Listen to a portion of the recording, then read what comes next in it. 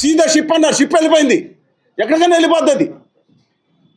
My humble request you every one అండి, వాళ్ళ విశాఖపట్నాన్ని వాళ్ళ మిత్రులు పెద్దలు అని చెప్పినట్టు విశాఖపట్నాన్ని మరొక ఉత్తరాది వలస కేంద్రంగా చేస్తున్నారా?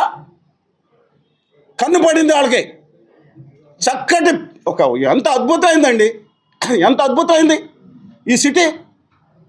1938-40 నుంచి మా తాతగారు ఇక్కడికి వచ్చి చెప్తున్నారండి. అలాంటి సిటీని వాళ్ళు ఎక్కడ తీసుకెళ్తున్నారు? ఎంత అద్భుతమైన సిటీ, ఎంత అద్భుతమైన ప్రజలు ఇక్కడ. మిగతా అందరూ రాష్ట్రం అన్ని ప్రాంతాల ప్రజలాగానే ఎంత సంస్కారయుతంగా, ఎంత ఒద్దిగ్గా ఉంటారు. ఒద్దిగ్గా ఉన్నారని నెత్తి మీద మొట్టుతున్నారా? కొండలని పడగొట్టి. అందుకని దయచేసి మేము యుద్ధం చేస్తున్నాం. గౌరవ ముఖ్యమంత్రి గారికి, సనాతనవాది గారికి, అలాగే గౌరవ ప్రతిపక్ష నాయకుడి గారికి అందరికీ విజ్ఞప్తి చేస్తున్నాం. అయ్యా, మీరు ఫ్యాక్టరీలు మార్వాడీలు కాళ్ళు పట్టుకు తీసుకొస్తారు, దానికి ప్రభుత్వాలు లోన్లు ఇస్తాయి, ప్రభుత్వాలు రాయితీలు ఇస్తున్నాయి, బ్యాంకులు ఇస్తున్నాయి. మీరు ఇక్కడ యువతని ఎంతమందిని ఆదానీలు తయారు చేశారని ఆదాని కాదు, ఆదాని తమ్ముడుగా తయారు చేశారని అడుగుతున్నా. ఎంతమందికి ఇక్కడ రాయితీలు ఇస్తున్నారని అడుగుతున్నా. నేను అడిగిన ప్రతి ప్రశ్న, ఇవాళ రాష్ట్రంలో అడుగుతున్న యువత అడుగుతున్న ప్రశ్న, ఎంతమంది నిరుద్యోగం చేస్తున్నారు మీరు దయచేసి నా humble request, I don't want మిమ్మల్ని దూషణ చేయక్కర్లే. నేను దయచేసి మీ అందరూ కలిసి ఉంటే తప్పే వాళ్ళ విశాఖపట్నం స్టీల్ ప్లాంట్ అమ్మేసే పరిస్థితులు ఉన్నారు. నిజంగా చెప్తున్నా అండి, అత్యంత బాధాకరం ఇది. కడుపు మండిపోతా ఉంది ఒక్కొక్కరికి. కడుపు బాధ రాగానే మీరేం చేస్తారు? మతాన్ని రెచ్చగొడుతున్నారు. ఎందుకని?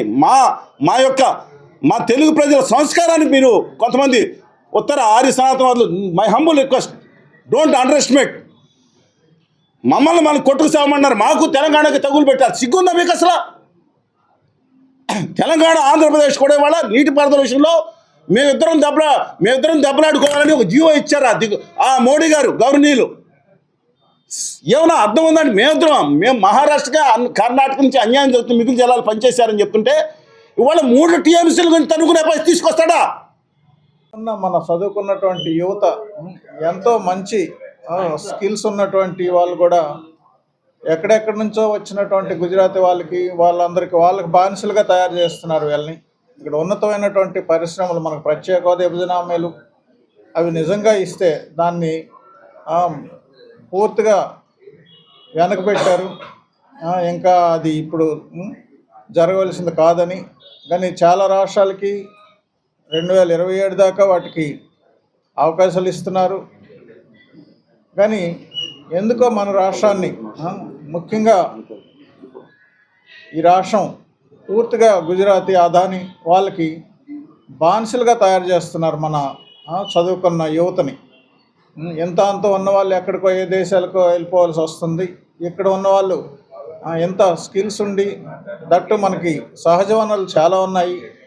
ఇన్ని సహజ వనరులు ఉన్నా కూడా వాటికి ఎక్కడికక్కడ పరిశ్రమలు నెలకొల్పి వాళ్ళకి స్కిల్ డెవలప్మెంట్స్ ట్రైనింగ్ ఇచ్చి వాళ్ళని తయారు చేస్తే, పారిశ్రామికవేత్తలుగా తయారు చేస్తే ఎంతో ఉన్నతంగా మన రాష్ట్రం ఎదిగేది. అన్ని రిసోర్సులు ఉండి కూడాను దాన్ని బయటికి తీయకుండా